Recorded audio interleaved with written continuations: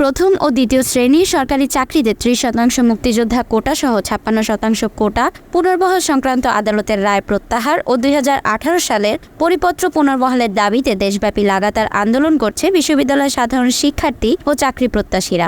এই আন্দোলনের অংশ হয়ে আজ মশাল মিছিল করেছে রাজশাহী বিশ্ববিদ্যালয়ের ক্রিয়াশীল সংগঠকগুলো। সন্ধ্যা ৭:৩০টায় তারা পরিবহন মার্কেট থেকে যাত্রা শুরু করে রাবের প্যারিস রোড হয়ে শহীদ বুদ্ধিজীবী স্মৃতিফলকে বক্তব্য রাখেন।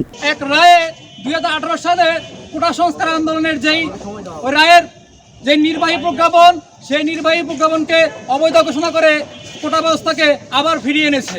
এই যখন অবস্থা তখন ১০০টি চাকরির ভিতরে ৩০টি চাকরি যখন একটি বিশেষ শ্রেণীকে দিয়ে দেওয়া হবে, মুক্তিযোদ্ধাদেরকে দিয়ে দেওয়া হবে, তাদের সন্তানদেরকে দিয়ে দেওয়া হবে, যারা সংখ্যায় দেশের 1% মানুষেরও কম, তখন তা অবশ্যই বৈষম্য সৃষ্টি করবে। বক্তব্যে কোটা সংস্কার আন্দোলনকে সমর্থন জানিয়ে বলেন, দাবি আদায় না হওয়া পর্যন্ত আন্দোলন থেকে পিছপা হব না। কোটা সংস্কার আন্দোলন ঘিরে দেশব্যাপী তৈরি হয়েছে নানা আলোচনা সমালোচনা। শিক্ষার্থী বাংলা ব্লকের নামে সকাল সন্ধ্যা রাজধানীর গুরুত্বপূর্ণ সড়কগুলো সহ সারা দেশের অধিকাংশ মহাসড়ক বন্ধ করে তাদের আন্দোলন কর্মসূচি পালন করছে।